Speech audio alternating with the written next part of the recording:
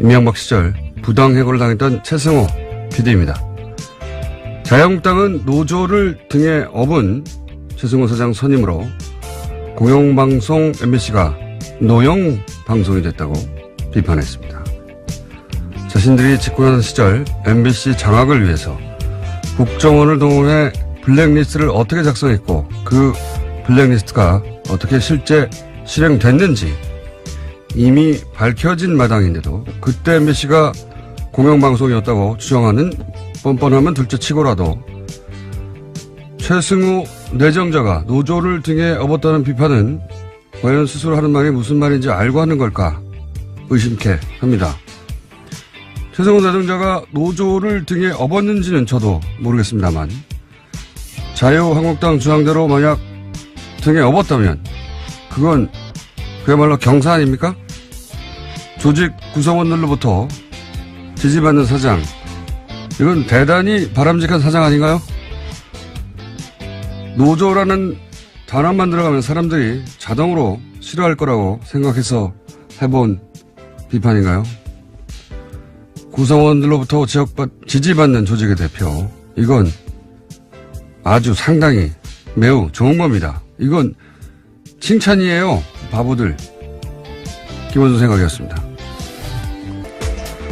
자, 오늘은 제가 자체 미니를 하나 할 수 있어요. 옵션 열기 네, 자체 미니. 최초 아닌가요? 자체 미니.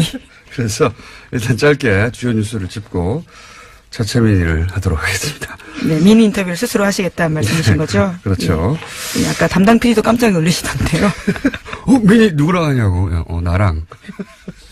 스스로 자체 미니를 하도록 하겠습니다. 자, 왜냐면 이 옵션 열기 검색어 아직도 있어요. 예, 그렇죠. 네. 어제 하루 종일 실시간 검색 순위 1위였습니다. 그리고 뭐 종편도 여기다 대해서 뭐 그거 아니라고 반론도 하고 뭐 여러 가지 말들이 많은데, 예. 제가 오늘 완전한 한삽 덮어가지고. 네, 김어준이 묻고 김어준이 답한다. 뭐 이런 코너. 왜 그런 말을 해야 하는가. 자. 첫 번째 뉴스는 뭡니까? 네, 다스는 누구 겁니까? 관련된 소식입니다. 어제 참여연대와 민변이 다스의 비자금 의혹과 관련해서요. 이상은 대표이사와 성명불상의 실소유주를 서울중앙지검에 고발했습니다. 이게 너무 웃겨요. 성명불상 실소유주. 네, 여기서 성명불상의 실소유주는요. 사실상 이명박 전 대통령을 가리키는 겁니다. 그건 전 국민이 다 아는 건데. 네. 어쨌든 법적으로는 여전히 성명불상 그렇죠. 실소유주가 맞죠. 예. 네. 이들 단체는 두 사람을 횡령, 범죄 수익 은닉 규제, 조세 포탈 등 혐의로 수사해달라고 요청을 한 건데요. 두 사람이 공모해서 2003년부터 2008년까지 다스의 해외 수입 원자재 가격을 부풀리는 수법으로 약 120억 원의 비자금을 만들었다라는 주장입니다. 그런 다음에 국세청의 추적을 피하기 위해서 43개의 차명 계좌에다가 관리했다라는 건데요. 뿐만 아니라 2007년 BBK 사건의 특별검사를 지냈던 정호영 변호사도 특수직무유기 혐의로 고발했습니다. 정 변호사가 당시에 다스 비자금을 확인하고도 이를 수사하지 않은 채 덮었다라는 주장입니다. 이건 뭐 저희가 몇 달째 하고 있는 이야기입니다. 예. 자, 관련 뉴스가 JTBC에서 몇 가지 주르륵 나왔죠? 예. 네, 정호영 특검에서 어떤 문제가 있었는지에 대한 보도인데요. 과거 BBK 특검은 비자금 조성 과정이 담긴 다스 내부 문건을 확보하고도 오히려 다스에 돌려줬다라는 증언을 JTBC가 어제 저녁에 보도했습니다. 특검이 비자금 120억 원을 발견하고도 회사에 돌려준 데 이어서 주요 증거물까지 피의자에게 돌려줬다라는 주장이 나온 건데요. 당시 특검이 문건을 돌려주면서 이 문건들을 보면 다스가 어떻게 비자금을 만들었는지 알 수 있다. 이런 설명까지 했다라는 겁니다. 이 때문에 특검이 다스 실소유주 규명할 증거 은폐를 도운 게 아니냐라는 지적도 나오고 있는데요. 또 다른 증언도 있습니다. 다스 내부 관계자에 따르면 특검이 왔는데 특별검사가 와서 사장실 가서 커피 한 잔 먹고 그냥 갔다라는 겁니다. 그러니까 제대로 수사 안 했다라는 거죠. 이건 특검이 아니라 공범이었어요. 예. 당시 물론 특검에 소속됐던 모든 검사들이 이 내용을 다 알고 있지는 않았겠지만 적어도 이 사항을 이렇게 처리하도록 결정한 특검보, 예. 및 몇몇은 반드시 수사 대상이 돼야 된다. 예. 공범이었다. 자, 그리고 또 JTBC가 관련 보도를 또 했죠. 예. 네, 다스 비자금과 관련된 의혹이 또 있다라는 건데요. 당시에 다스 경리팀 직원이 하청업체 직원에게 비자금 관리를 맡겼다라는 증언도 JTBC가 보도했습니다. 현금 수천만 원이 담긴 쇼핑백을 주면서 비자금 조성을 시켰다라는 건데요. 심지어 해당 직원은 특검 조사에서 비자금을 다 자기가 조성했다라는 진술을 했지만요. 특검은 더 이상 수사하지 않았다라고 합니다. 그렇겠죠. 예. 그리고 그렇게 해가지고 이제 120억대 비자금 계속 나오는 그 비자금 120억대 비자금을 20대 직원 하나가 내가 다 해먹었고 내가 했다니까 계속 주장하는 거야. 네, 당시 특검에서 그렇게 주장했다는 건데요. 그래서 근데 특검이 그랬겠지 하고 수사 안 했다는 거 아닙니까? 예. 심지어 해당 직원은 지금까지도 다스에서 근무하고 있다라고 합니다. 120억을 해먹었다는데. 그리고 JTBC 취재진들이 정호영 특검과 관계자한테 여러 차례 해명을 요청했지만요. 아무런 답변도 듣지 못했다라고 합니다. 답변 어떻게 합니까? 자, 사실 이 이야기도 저희가 뉴스공장에서 했던 이야기입니다. 했던 이야기인데 뉴스공장과 JTBC 영향력 차인가요? 예. 좀 억울합니다. 어쨌든 다시 한번 JTBC에서 보다 구체적인 이제 관계자들의 증언과 함께 영상으로 확인 사살을 해준 내용입니다. 네. 수사하지 않을 수 없죠. 예, 이제는. 네, 미리 예고드리면 다음 주 시사인에도 관련 보도가 나갑니다. 자, 그러면은 다른 거 전에 제가 한 가지 좀 더 할까요? 네. DJ 비자금 의혹 이거 굉장히 재밌는 뉴스예요. 예. 네, 오늘 아침 경향신문 보도인데요. 2008년에 불거졌던 당시 DJ 비자금 의혹과 관련해서 제보자가 박주원 국민의당 최고위원이다라는 겁니다. 당시에 여야가 갈등을 불러왔던 의혹인데요. 당시에 주성영 한나라당 의원이 제기했습니다. 하지만 검찰은 수사 끝에 허위사실로 종결했는데요. 사정당국 관계자를 인용해서 보도하고 있는 이 보도를 보면요. 사정당국 관계자의 말에 따르면 박주원 최고위원이 대검정보기획관실 정보관으로 일하면서 얻은 정보라고 하면서 관련된 자료를 주성영 의원에게 줬다라는 겁니다. 이게 지금 박주원 의원은 국민의당 최고위원이에요, 현재. 이 관계가 굉장히 이상하지 않습니까? 국민의당 호남을 베이스로 하는 DJ 정신을 개선하겠다는 거기에 최고위원인 박주원 최고위원이 DJ 100억짜리 양도 CD 의혹을 제기한 숨어있던 장본이었다는 뉴스가 지금 10년 만에 드러난 거예요. 10년 만에. 이게 굉장히 이상하실 텐데 좀 그 박주원 의원의 개인 히스토리를 따라가 보면 이분은 한나라당 소속으로 안산시장을 지낸 분입니다. 네, 2006년에 당선됐었습니다. 네. 그러니까 이 의혹을 제기할 때는 한나라당 소속이었어요. 그러니까 이상하지 않죠? 그 이유가 좀 이상합니다. 그 이유가.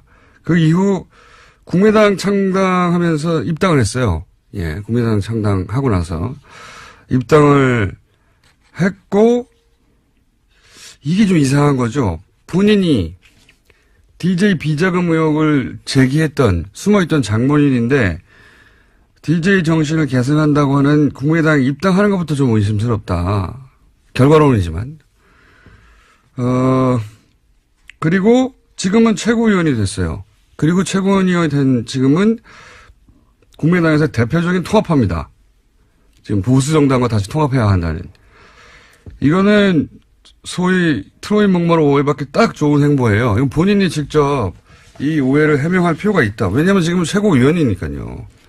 근데 이게 지금 10년 만에 밝혀졌으니까요. 네, 물론 제보자가 관련된 이런 보도에 대해서는요, 박주원 최고위원이 해명을 한 게 있습니다. 경향신문 보도를 보면요, 자신은 이명박 전 대통령과 가깝지도 않고 공소시효가 지난 사건들에 대해서 말하는 건 적절하지 않다면서 이 사건으로 누구도 욕되게 하고 싶지 않다라면서 답변을 거부했다고 합니다.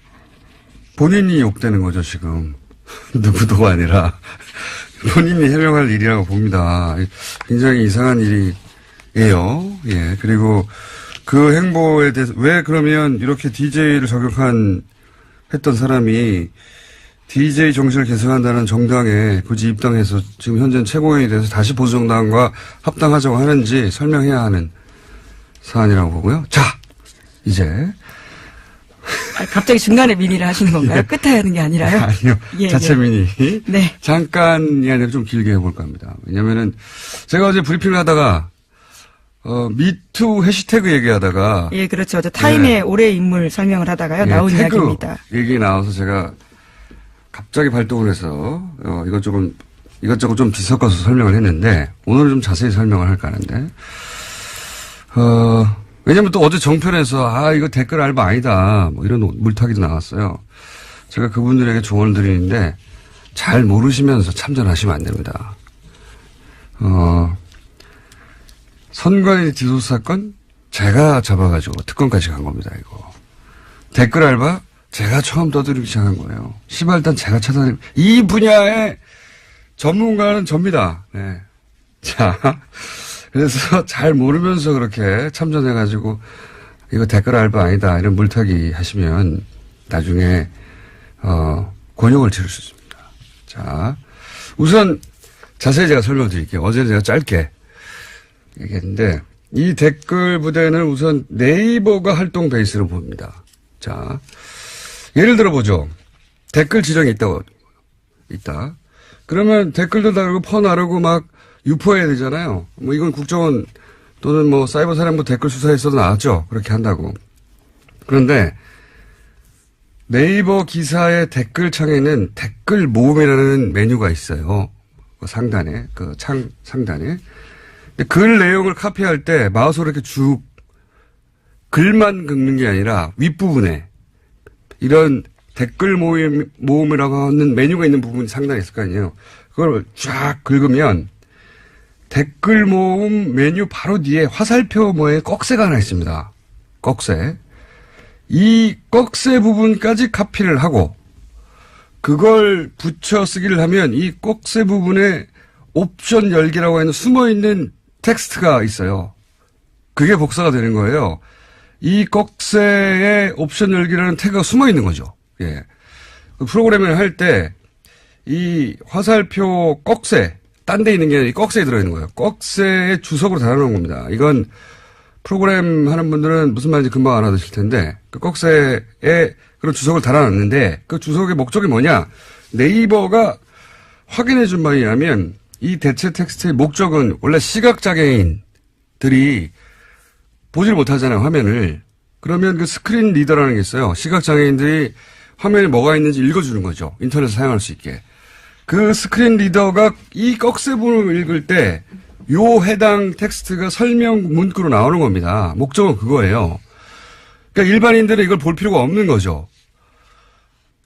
그런데 복사해서 붙였을 때도 원래 나오지 않게 되어야 하는 건데 이게 특정 조건에서 나와요.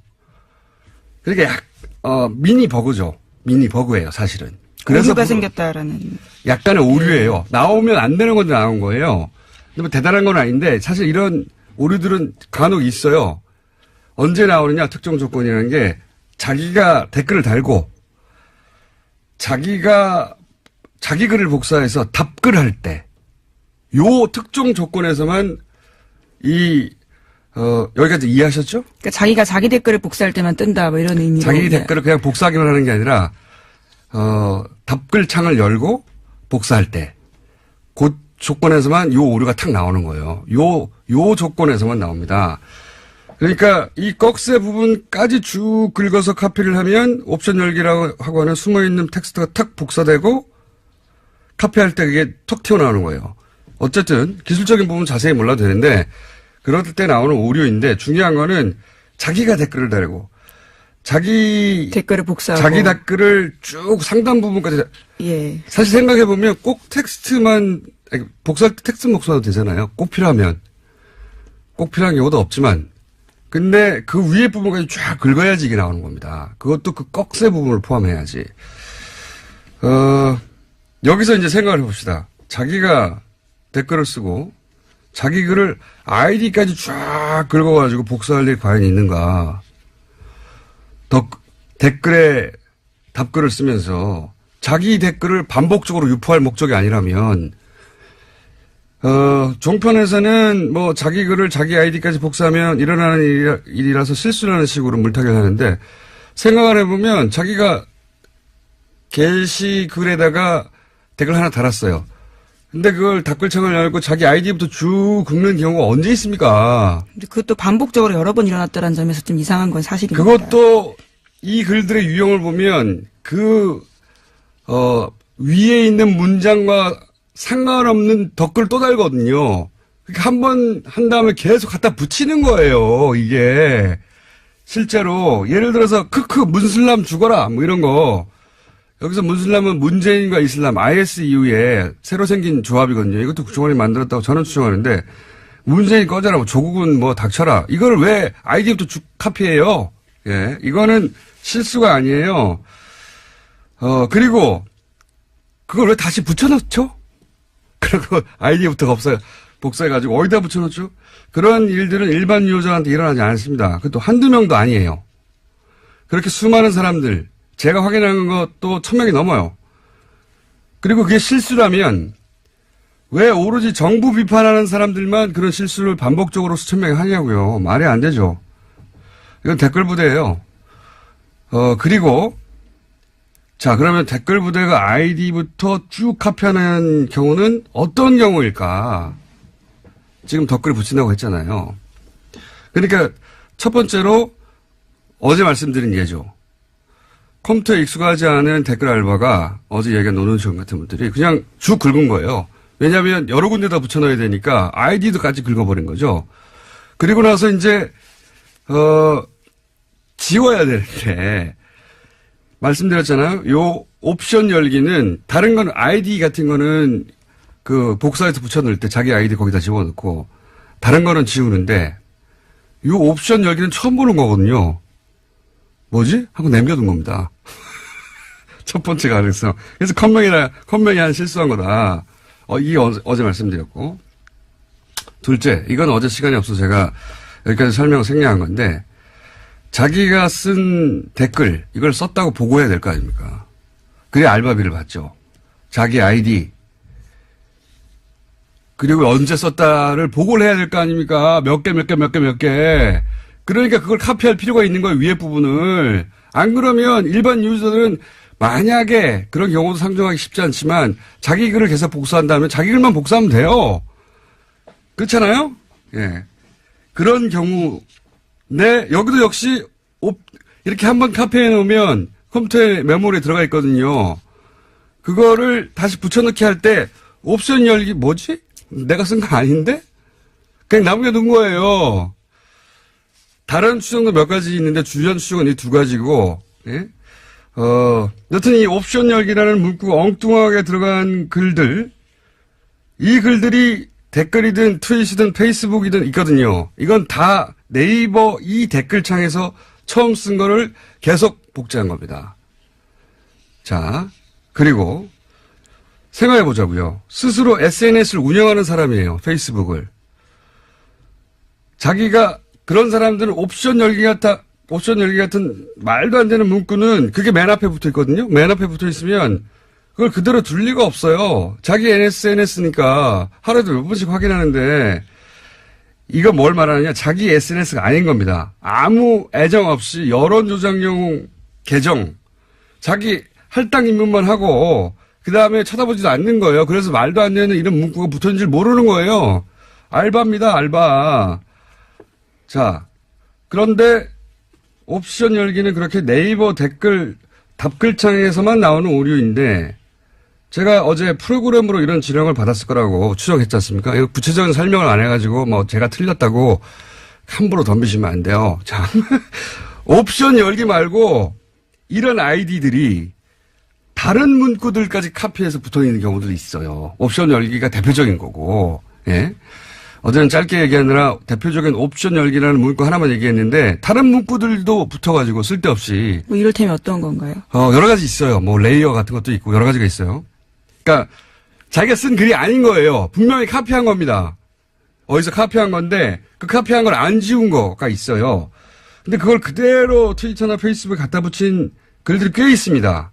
그래서 제가 이걸 보면서 이건 네이버 이외에 어떤 프로그램 메뉴 부분을 긁다가 같이 붙이게 된 거구나 추정을 한 거예요. 그리고 또 한 가지 생각을 해보면 이제 댓글 지정이 있다고 칩시다. 그럼 내용만 갑니까? 아니에요. 그걸 어디다 쓸 건지 지정해 줘야 되잖아요. 그러니까 그 글을 어디다 달지 링크가 같이 가야 됩니다. 이게 짧은 게 아니란 말이에요. 이거 불러줄 수도 없어요. 그러면 카톡이나 메일 같은 걸로 보낼 수도 있어요. 물론. 근데 지난 수사 때 잡힌 게 다 그런 거예요. 수사 때 설린 게 메일 내에서 나오고 막. 그러니까 내용과 링크를 어떤 프로그램으로 이제는 보내는 게 아니겠는가 앞에 거 부분하고 합쳐서 그렇게 추정을 한 겁니다. 물론 이런 별도 프로그램이 없을 수도 있어요. 원시적으로 할 수도 있어요. 여전히 뭐 메일로 한다든가. 프로그램이 없을 가능성도 있는데 프로그램이 있을 거라는 추정한 것은 그런 근거에 해서 한 것이고 근데 프로그램이 있냐 없냐는 본질이 아니에요. 그것도 제가 계속 추적해 보고 싶은데 중요한 건 이 옵션 열기 댓글 부대가 현재도 돌아가고 있다. 그런 정황이 명백하다. 그런데 옵션 열기라고 하는 실수 없이 유포된 건 얼마나 더 많겠는가. 예. 여기가 끝이 아닙니다. 너무 긴가요? 네. 왜냐면은 자꾸 이렇게 어설프게 덤벼가지고. 댓글 부대인 정황을 좀 더 얘기해 볼게요. 제가 어제 방송한 직후에 이건 제 머리 싸움에 당한 겁니다. 이거. 댓글 부대 운영하는 사람들이. 제가 방송을 하자마자 옵션 열기에 붙어 있는 수많은 댓글들이 신속하게 삭제됐어요. 자. 꽤 삭제됐다 그러더라고요. 제가 확인한 것만 해도 몇백 건이 넘어요. 뭐 몇천 건이 넘을 겁니다. 엄청나게 많아요. 원래 있던 거 거의 다 없었어요. 검색하면 안 나와요, 이제. 그런데 이게 단순 실수다. 그러면 그 단순 실수한 사람들이 하필이면 그 시간이 다 실시간으로 뉴스 공장을 듣다가 한꺼번에 다 같이 게시판에 가가지고 나의 실수를 다 지워야 돼. 다 없애버렸다? 이것도 말이 안 되는데 단순 실수인데 그걸 왜 줍니까? 내 실수했구나 하고 말지. 더구나 여기가 제가 보기엔 이 한꺼번에 지운 거는 실수예요. 저의 머리 싸움이 당했다. 그럴 줄 알았어요. 그리고 댓글만 지운 게 아니에요. 나 이럴 줄 알았어. 아이디도 없애버렸어요. 아니 실수 좀 했다고 자기 아이디를 자기가 없앱니까? 네, 하지만 실시간 캡처본들이 요새 돌아다니고 있어서요. 그 내용들과 아이디가 남아있긴 옵션 합니다. 열기했던 아이디 확인해보세요. 이것도 실수예요. 이거 왜 다 지우냐고. 놀라서 지운 거예요. 방송하니까. 오히려 댓글과 아이디 삭제 안 했어야 합니다. 놀라서 삭제한 거지. 바보들. 그리고 또 있습니다.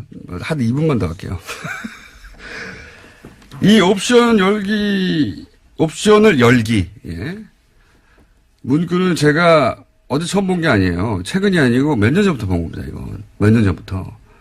그리고 다 그거는 진보 진영만 당시 야당이죠. 야당만 공격하는 글이었어요. 아니면 안철수 대표 지지하거나, 안철수 대표, 아마 야당 분열 때문에 그랬겠죠. 안철수 대표 지지하는 트위터나 이런 데 옵션 열기 많이 붙어 있었어요. 그때 당시에. 예를 들어서 그 안철수 대표가 민주당 탈당 기자회견 할 때, 그 안철수 대표의 기자회견문을 리트윗한 글, 이런데 옵션 열기 이런 거 맨 앞에 띡 붙어 있는 글들 많아요. 현명한 결단을 지지합니다. 뭐 이러면서.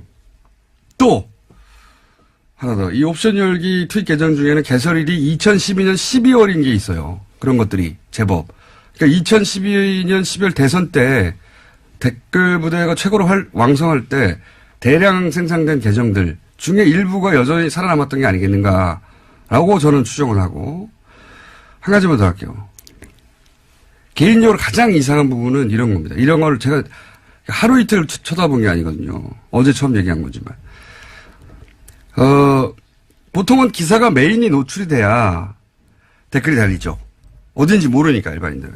근데 저는 오래전부터 요거는 댓글 부대가 관심이 많겠는데 하는 기사가 뉴스가 있으면은 원래 뭐 수십 개 관련 기사가 있잖아요. 저는 그 수십 개를 다 클릭해 봅니다. 댓글이 어떻게 달렸는가 일부러 보려고. 그런데 그러다 보면 아직 메인에 안 걸렸는데 옵션 열기가 간혹 붙어 있는 게 있어요. 그러니까 그리고 나서 이 옵션 열기가 붙어 있는 수십 개, 수백 개의 기사 중에 하나는 어김없이 그 기사가 메인에 걸립니다. 그래서 제가 항상 의아했던 것은 그걸 몇 번 본 적이 있거든요. 그러니까 메인에 떠서 작업을 한 게 아니라 작업이 먼저 있고 그게 메인에 뜨는 경우 아니 이 댓글 작업자는 메인에 걸릴 줄 어떻게 알았을까? 개인적으로 가장 이상하게 생각했던 케이스들인데 종합적으로 여전히 댓글 부대는 여전히 운영된다 얘기를 하고요. 그리고 잘 모르시면 여기에 참전을 하시면 안 됩니다. 제가 이 분야의 전문가입니다. 오늘은 미니 여기까지 할게요. 또 다른. 미니가 아닌 것 같은데요. 제가 진행자가 될 것 같고요. 제가 떡밥을 던졌더니 와르르 물어가지고, 예, 반가워서 미니를. 이 미니를 할 사람이 없어요, 국내에. 그래서 자체 미니를 좀 길게 하고, 시간을 다 먹었네요, 제가? 네. 네. 어쨌든 어제 당황했을 거예요, 이 댓글 부대. 아이디도 막 삭제하고 댓글도 삭제하고 난리가 났던데. 조직과 예산이 확인되면 더더욱 이제 좋을 것으로 보이는데요. 그건 쉽지 않을 거라고 봅니다. 아웃소싱한 것 같아요. 국정원 직원이 직접 이런 바보 같은 짓을 했을 거라고 저는 보지는 않습니다. 예. 어디 있다. 뭐 이런 추정들이 확인되기 위해서는. 외부 공장이 있다고 제가 봅니다. 예. 제가 댓글 부대 개인 스토커예요. 또 미니를 하셔야 될 것 같은데요.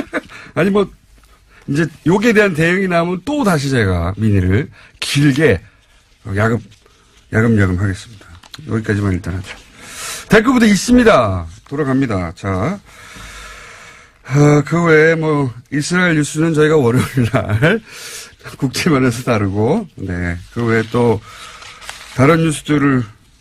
네, 박근혜 전 대통령 오촌 살인사건 관련된 보도 이야기 다시 한번 드리면요. 2013년부터 이것으로 재판을 받았던 주진우 기자와 김어준 공장장이 무죄를 확정받았습니다. 여기까지 하죠. 예. 예. 저 아직 기소유예 남아있는데요. 헌법재판소에서 헌법소원 넣어놨는데 기다리고 있는 중입니다. 빨리 좀 부탁드립니다. 여기까지 하겠습니다. 예, 시사인의 김은지였습니다. 감사합니다. 국정원이 댓글 사건 때 가짜 사무실을 만들었다. 네. 이미 밝혀진 바 있죠. 그런데 이 가짜 사무실을 다른 사건에서도 네, 만들었다는 의혹이 어제 제기됐습니다. 이 내용으로 기자회견을 했던 민변의 양승봉 변호사 스튜디오에 직접 나오셨습니다. 안녕하십니까? 네, 안녕하십니까? 자, 제보를 받아서 지금 근데 그 제보가 편지로 왔다면서요? 예. 민변의 특정 변호사에게. 예. 제가 잘 아는 변호사인데. 아주 집요한 나쁜 변호사예요. 예. 그 편지에 담긴 내용이 뭡니까? 똑같은 행위 댓글 사건에서도 이미 가짜 사무실을 만들고 그러니까 압수수색을 하는데 진짜 사무실이 아니라 영화 세트처럼 가짜를 만들어 놓고 거기를 압수수색하게 만든. 예. 그렇죠. 그리고 거의 서류 제공하고 컴퓨터도 거기 썼던 거 제공하는 게 아니고 가짜를 갖다 놓고 다른 컴퓨터 다른 곳에 사용하던 컴퓨터를 제공한 겁니다. 처음부터 완전 다 가짜인데 예. 그런데 그게 똑같은 일이 1년 뒤에 일어났던 거죠. 유호성 사건 증거 조작 드러나고 나서 그거 수사할 때도 똑같은 일이 일어났다는 겁니다. 그거를 이제 무슨 이메일이나 이런 게 아니라 옛날 방식의 진짜 편지를 통해서 보냈다면서요. 예. 아마 추적을 피하고 싶어서 그랬던 것 같은데. 그렇죠. 그런데 이제 저도 제보를 많이 받아보지만 제보가 진짜인지 가짜인지 사실 일단 판별하는 것부터가 시작 아닙니까? 예. 이걸 진짜라고 판단하신 이유가 뭡니까? 저희들이 이게 진짜라고 판단할 수밖에 없는 이유가 이게 내부자가 아니면 도저히 알 수 없는 그런 내용이 너무 많아요. 보면 예를 들면요. 예를 들면은 이 사건 관련돼서 이미 재판 과정이라든지 언론에서 많이 알려진 사람들이 있었거든요. 그런데 그 상선들, 일선들 2급이라든지 1급이라든지. 그러니까 신문 보고 알 수 없는 내용들. 네, 도저히 알 수 없는 거. 판결문에도 나오지 않는 그런 내용 있지 않습니까? 그런 것과 그 사람들이 했던 행동 이런 것이 굉장히 구체적으로 나와 있습니다. 그러니까 이 사건을 담당한 변호사들은 막 수천 페이지를 읽잖아요. 문서를 만들고. 그걸 다 읽은 사람들은 알고 있는 내용 플러스 우리도 모르는 내용이 여기 들어있네. 그렇죠. 예. 오촌살인 사건 제보가 비슷하네요. 예. 그때도 사건 파일을 다 읽고 피의자인 제가 알고 있는 걸 다 알고 있고 플러스 모르는 것까지 알고 있는. 그렇죠. 그럼 믿지 않을 수가 없거든요. 예. 그런 케이스였군요. 예. 근데 여기 모르고 있던 내용이 많이 나왔습니까? 위장사무실 외에도? 예를 들면은 이 사람들이 어떻게 이제 준비를 했고, 그 다음에 이제 어떤 식으로 이걸 은폐하기 위해서 회의를 했고, 그 다음에 2급이 어떤 일을 했습니다. 2급이 예를 들면 자기가 예산 결제를 하지 않습니까? 근데 예산 결제를 했으면 그 서류가 남아있잖아요. 그걸 압수수색 들어오기 전에 빨리 없애라고 그냥 고래고래 가음을 지르고 난리를 쳤답니다. 그리고 1급도 어떤 지시를 또 이걸 은폐하는 지시를 구체적으로 했답니다. 구체적인 내용들이 들어있는 거군요. 예. 내용들. 아마도 추정일 수밖에 없죠. 누가 보냈는지도 모르고 마음을 알 수 없으니까. 이분은 이제 댓글 요 앞에 위장 사무실 관련해서 수사하다가 매우 의심스러운 죽음 둘이 있었지 않습니까? 그걸 보면서 어떤 화가 나거나 그랬던 분이 아닐까 싶기도 한데요. 그럴 수도 있습니다. 제가 봐서는 이분도 제가 봐서는 수사관이었을 것 같아요. 이 수사관이었고 이 수사를 아마 개시할 때부터 굉장히 싫었을 거예요. 상식적인 사람이라면 이런 수사를 할 수가 없거든요. 너무나 처음부터 거짓으로 점철돼 있었기 때문에 굉장히 하기 싫었을 거예요. 근데 지시에 의해서 계속 수사도 하고 계속 진행했는데 결국은 무죄가 됐고 증거 이조까지 나와버리지 않았습니까? 그런데 막말로 덤태기는 수사관이라든지 밑에 하부 사람들이 다 지게 되고 위에 윗선들은 그대로 승진하고 지금도 그 자리에서 예, 호가호위하고 있기 때문에 굉장히 분노를 많이 느꼈을 것 같아요. 수사를 했던 쪽이거나 아니면 국정원 내부에서 수사를 당했던 쪽이거나 어쨌든 이 수사 당시 내막과 굉장히 깊은 관련이 있는 사람이 아니면 모르는 내용들이라는 거죠. 예, 분명히 수사관이었을 것 같습니다. 제가 봐서. 개인적으로 추정하시겠네요. 예. 실제 당시 그렇게 가짜 사무실을 만든 게 효과를 발휘했습니까? 엄청난 효과를 발휘했었죠. 일단 진상규명이 제대로 안 되게 은폐가 돼버렸었고 네. 그다음에 방금 말씀드린 대로 윗선들 있잖아요. 네. 이런 사람들은 차단이 됐습니다. 꼬리 자르기가 이루어져 버린 거죠. 네. 1급이 어떤 역할을 했고 1급이 어떤 역할을 했고 하나도 안 나왔다. 안 나왔었죠. 기소도 되지 않았고 처벌도 그랬죠. 받지 않습니다. 맞습니다. 네. 그때 이제 기억나는 가장 핵심적인 사건은 그 중국 교포 예. 그러니까 심부름했던 중국 교포가 자살 시도를 한번 하죠. 네. 물론 살아났고요. 그리고 또 그 중국 교포한테 일을 시켰던 국정원의 블랙 요원 네. 또 자살 시도를 합니다. 번개탄으로. 네. 이분은 멀쩡히 살아나셨고, 예, 그리고 단기 기억 상실에 걸리죠. 그렇죠. 그래서 단기적으로 그 부분만 기억나지 않는다고 하고 흐지부지 해버렸어요. 네. 그랬던 사건인데 그러면서 가짜 사무실도 동원이 된 거군요. 네. 이분이 자살을 시도했던 이분이 자기가 만약에 해임이 되게 되면 가짜 사무실을 만들었던 사실을 언론에 다 알려버리겠다 이런 식으로 협박을 했어요. 국정원을 상대로. 아, 이 제보에 의하면 그렇습니까? 그렇게 되어 있습니다. 제보에. 역시.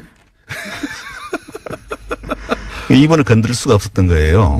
이분이 현직 가장입니다. 블랙 요원이라기보다는 가장이죠. 그때는 블랙 요원이라고 이제 네. 언론이 나갔는데 네. 진짜 블랙인지 모르겠습니다. 근데 그러면 그렇게 해서 요 사안에 연루되었던 일부 국정원 직원들이 있긴 있지 않습니까? 네. 윗선은 안 나왔다 하더라도 이제 이 편지는 그 윗선들에 대해서 구체적으로 얘기를 했으니까 이제 수사가 시작될 수밖에 없겠네요. 네. 이거는. 네. 그렇죠. 그런데 그때 어쨌든 동원됐던 직원들, 드러났던 직원들, 이 사람이 다 했다고 지목됐던 부하 직원들의 재판은 어떻게 됐습니까? 현재. 1심에서는 그 1년부터 그 2년 6개월까지 다 징역형 4명 다 징역형이 선고됐었습니다. 실형이 선고됐는데. 예. 근데 항소심에 가서 네. 한 명한테 저희들 표현으로는 몰아주기. 아하. 한 명이 2년 6개월 받았던 분이 4년 받고 예.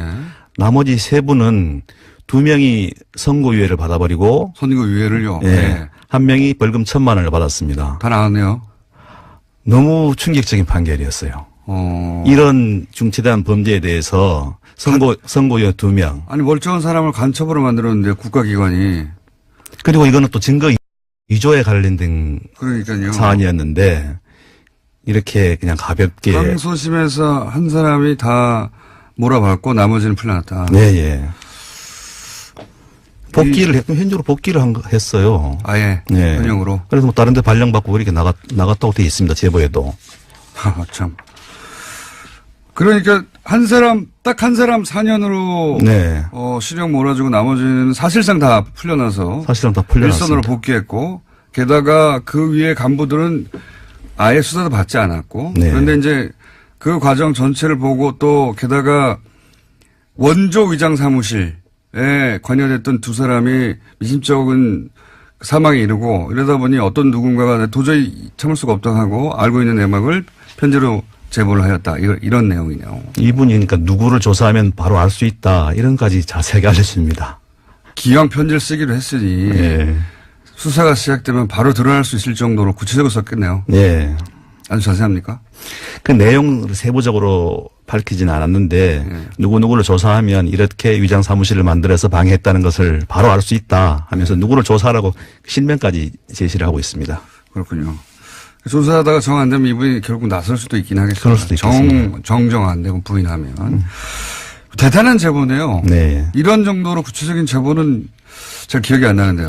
네, 관계자가. 그러면 이게 새로 어떻게 되는 겁니까? 그 다음 절차는 재수사가 이루어진답니까? 어떻게 되는 겁니까? 저희들이 어저께 또 검찰에 고발장을 접수했습니다. 그리고 이분은 진정상태로 들어갔는데 저희들이 정식으로 고발을 접수했고 검찰에서도 수사를 인지하고 이 정도 되면 뭐 안 할 수가 없을 겁니다. 안 할 수가 없겠네요. 예. 자, 그러면 당시 사실 검찰의 책임도 묻지 않을 수 없어요. 당시 그 전체 과정 이런 가짜 증거를 내밀고 가짜로 전체 사건이 이루어졌는데 검찰은 그러면 이 가짜를 단 하나도 제대로 검증하지 못했을 뿐만 아니라 뭐 사실상 국정원이 원하는 방향대로 갔지 않습니까? 네. 그러니까 유호성 씨를 조사할 때 기소하고 할 때. 네. 검찰에 대한 책임을 묻는 부분은 혹시 없습니까? 그 안에서? 국가보안법 사건이 유일하게 검찰이 좀 의리되는 그런 사건이더라고요, 보니까. 오히려 국정을 약간 휘둘리는 맛이 좀 있습니다. 네. 많이 휘둘리는 맛이 예, 있죠. 그런데 예.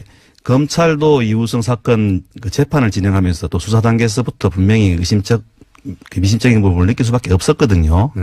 근데 그냥 계속 고해버리더라고요, 보니까. 그래서 저는 정신이 좀 약간 좀 의문이었고 한심함도 좀 느꼈었는데 실제로 이우성 그 출입경 기록이 위조됐다는 사실은 네. 항소심에서 그 위조 증거가 나왔잖아요. 네. 근데 1심에서도 굉장히 그게 말이 많이 주고받았었습니다. 진짜 기록 너가 갖고 있지 않느냐 내놔라 했는데 계속 없다고 하더라고요. 그런데 그 진짜 기록과 다른 허위 위조 증거 기록을 검찰이 항소심에서 제출하면서 네. 자기들이 진짜 기록을 가지고 수사한 사실을 인정을 하더라고요. 처음에. 예. 그래서 진짜 기록하고 가짜 기록하고 다르다는 것을 알고 있는데도 그걸 내는 거예요. 내놓고 계속 가짜를 내놓고. 예, 내놓고 자기들이 이건 진짜 기록이라고 이렇게 거짓말을 계속 하는 거예요. 검찰도 책임이 분명히 있네요. 있습니다. 예, 일종의 종범 역할을 해줬네요. 그렇지. 네. 이게 사실은 범죄인데. 네. 그런데 제가 이제 여기까지 하고 일단 수사가 시작되면 좀 구체적으로 한 번 더 보실게요. 수사가 시작하면 누가 언제 어떻게 뭐 이런 이야기를 검찰 수사를 촉구하는 의미에서라도 네. 한 가지만 딱 여쭤볼게요. 지난달 국정원 적폐청산 TF가 서울시 공무원 간첩 조작 사건을 다뤘어요. 네. 그렇죠? 물론 저는 이제 적폐청산 TF가 서버에 있는 문서만으로 모든 그때 일어났던 일을 전모를 확인한다는 건 불가능하다고 생각합니다. 거기에 뭐 요약된 보고서 같은 거 있을 테니까. 그럼에도 불구하고 이 발표가 굉장히 실망스럽다고 평가했거든요. 그 이유를 좀 설명해 주십시오. 진상규명이 제대로 된 게 거의 하나도 없습니다. 조사 과정에서도 예를 들면은 가장 직접 당사자였던 유우성 씨나 그 여동생인 유가려 씨 이런 분들에 대한 면담도 없었습니다. 그리고 어떻게 보면은 가장 이 사건 적폐라면은 간첩을 만들어내고 그다음에 허위 증거를 만들어내고 그다음에 참고인들 가짜 진술을 해줄 사람을 만들어내는 그런 게 이제 간첩 사건 조작과 관련해서 적폐라지 않겠습니까? 국가 권력이 민간인을 찍어가지고 예. 가짜를 만드는 다음에 만약에 실제 그렇게 해서 안 밝혀졌으면 평생 감옥에 갔을 거 아닙니까? 그렇죠. 예. 그때 7년을 구형했었습니다. 아마 선고됐으면 5년이나 4년, 5년 정도 선고됐을 건데 그냥 생으로 사는 겁니다, 거기서. 그리고 평생 그거 굴레를 지고 정상적인 삶을 살 수가 없게 돼요. 네.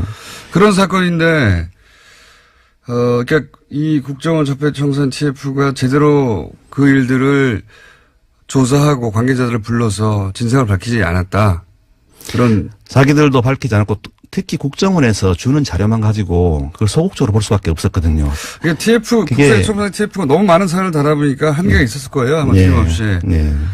거기서 오늘 이제, 시간이 4분이 더 주어졌습니다. 고맙네요. 저희 PD가 제가 미리를 너무 길게 하는 바람에 코너 하나를 없애버렸네요. 융통성 있는 PD. 그래서 어차피 4분 동안 새로운 코너를 시작할 수 없으니 아마 3부에서 하기로 한 것 같고요. 지금 한 가지가 아니라 두 가지 정도 더 여쭤보겠습니다. 지금 이제 충분히 밝혀지지 않았다고 말씀하셨잖아요. 네. 그러니까 국정원 적폐청산 TF가 서울시 공무원 간첩 조작 사건이 어떻게 조작되었는지를 충분히 밝혀주면 변호사 쪽의 주장이 아니라 여기서 사실은 일반 국민들이 전모로 알게 되는 건데, 자, 그럼 거기서 발표가 안 됐으니까 변호인들이 이 사건을 조작 사건이라고 부르고 이 사건이 어떻게 이루어졌는지를 이걸 좀 설명해 주십시오. 이게 2013년 2월 달에 유우성 씨가 기소가 되었어요. 네. 그 당시 서울시 공무원 간첩 사건이라서 굉장히 선정적으로 대대적으로 보도가 되었었거든요. 당시 이제 박원순 서울시장에게 정치적 타격을 주고, 예, 혹시 대선 후보급으로 클까봐 이렇게 여러 가지 목적이 있으면 그것도 중요한 목적 중에 하나였다고 저는 봅니다. 예, 예. 그때 유일한 증거가 여동생 진술이었습니다. 여동생. 그 당시 이제 여동생도 구속돼, 합동신문센터에 있었고 유우성 씨는 구속돼 있었거든요. 근데 사건 수임한 지 불과 며칠이 안 돼서 저희들이 자료를 수집했는데 그때 나온 그 물적 증거하고 사람들을 만나봤어요. 네. 근데 그 물적 증거하고 사람들 진술을 몇 마디만 들어보니까 유가려의 그 진술이 다 거짓이라는 것이 바로 드러나더라고요. 네. 그래서 저희들은 솔직히 말씀드리면 한 달도 안 돼서 네. 이건 정말 조작됐구나. 참 이게 황당하구나. 근데 이걸 알았습니다. 조작 사건은요. 예. 도와주는 언론이 없어요. 전혀 안 도와주고. 왜냐하면은 진짜 간첩이면 어떡해. 이상한 점은 많이 있지만 예. 진짜 간첩이면 어떻게 하는 그런 공포가 있거든요. 그래서 안 도와줘요. 저는 도왔던 것 같은데. 제가 이제 바로 며칠 만에 알았던 게 뭐냐면 그 당시 이제 유우성의 북한에 있는 회령 집을 근거지로 해서 공작이 일어난 것처럼 돼 있는데 바로 탈북자 한 분을 만났는데 그 집을 유우성 씨 가족이 팔고 예. 이사를 나갔다는 그 중국 쪽 이사를 나갔다는 그 말을 들었어요. 공작은 북한에 있는 회령 집에서 이루어졌다는데 그 집은 없어. 이미 없는 집이에요. 얼마나 그게 황당합니까, 바로. 예. 그리고 나중에 밝혀진 바로는 뭐 사진에 남아있던 태그들, 예, 메타 정보들을 보면은 거기가 아니잖아요. 네, 아닙니다. 예, 위치도 틀리고 막, 예. 그런 조작들도 했는데 그리고 또 더 나아가서 이 개인적으로도 확신하게 된 정황들이 있을 거 아닙니까? 초기에 제가 그 컴퓨터를 네. 보는데 한 6, 7만 장 되는 사진을 정말 눈이 빠지게 봤었거든요. 네. 거기 보니까 그게 이제 중국에서 찍은 사진이 나왔는데 네. 예를 들면 10장의 사진이 있으면 네. 중국에서 찍은 사진도 섞여 있고 네. 그다음에 옛날에 어릴 때 북한에서 찍었던 앨범에 있는 사진 있잖아요. 네. 그것도 유성 씨가 찍어서 왔거든요. 네. 그러니까 한 파일에 섞여 있어요. 네. 중국에서 찍은 사진하고 북한에서 찍어 있는 사진이. 네. 근데 그걸 중국에서 찍은 사진을 싹 빼버리고 옛날 어릴 때 찍은 사진을 북한에서 찍어왔다고 그렇게 내놨더라고요. 그러니까 한 파일에 있는 사진을 그렇게 선별적으로 내놨더라고요. 그걸 보면서 좀 경악을 했습니다. 야, 이거 이런 식으로 할 수 있나. 근데 결국 결정적으로 밝혀진 건 이제 중국 정부가 나서가지고 이거 가짜라고 말해줘서 사실은 확정된 거 아닙니까? 그게 이제 공신력을 얻은 건데 네. 저희들은 이미 확신을 하고 있었죠. 근데 언론은 그 전까지는 예. 중국 정부가 그렇게 확인해 주기 전까지는 언론은 달라붙어서 이게 가짜라고 확신해서 말해주지 않았어요. 그렇죠. 예. 그거 어떻게 얻어낼 수 있어요? 중국 정부 얻어낼 수 있었습니까? 그냥 법원을 통해서 정식으로 공문을 보낸 겁니다. 근데 여태까지는 그럴 경우 중국에서 확인해 준 적이 없다면서요. 없는데 이거는 중국의 공문서잖아요. 예. 그래서 약간 중국의 자존심을 좀 걷는 것 같아요. 예를 들면 사적 문서에 대해서 위 변조가 일어나면 예. 그냥 개인끼리 해결해라 이런 식이었을 건데 여태까지 그래서 그 중국 정부가 그렇게 답을 준 적이 없었다고 하던데. 검찰이 맞대응을 했거든요. 저희들이 사실조회하니까 검찰도 사실조회를 하더라고요. 안 오는 거 아니까. 이때까지 안 왔으니까. 예. 국정원도 중국 정부가 그런 답신을 한 적이 없으니까 자신있게 이걸 한 건데. 예. 근데 하필이면 중국 공식 문서를 건드리는 바람에 중국 정부가 답을 했다. 예. 그렇게 보시는 거고. 예. 그렇게 보고 있습니다. 저는 유호승 씨가 확연히 점도 작용했다고 봅니다. 플러스. 예. 하필 또 화교였어요. 예. 네, 하필 화교였고 하필 중국 공식 문서를 건드리는데 두 개가 합쳐져서 우리나라 국가기관이 사실조회하니까 화가 났나 봐요. 예. 그래서 이 사건의 전모가 밝혀졌습니다. 그런데 여기도 국정원이 가짜 사무실을 운영했다. 오늘 여기까지 하고요. 그럼 구체적으로 가짜 사무실을 어떻게 운영해서 누가 책임져야 되는가? 이거 한 번 더 보실게요. 네, 알겠습니다. 수사를 제대로 안 하면. 네. 지금까지 민변의 양승봉 변호사였습니다. 감사합니다. 감사합니다.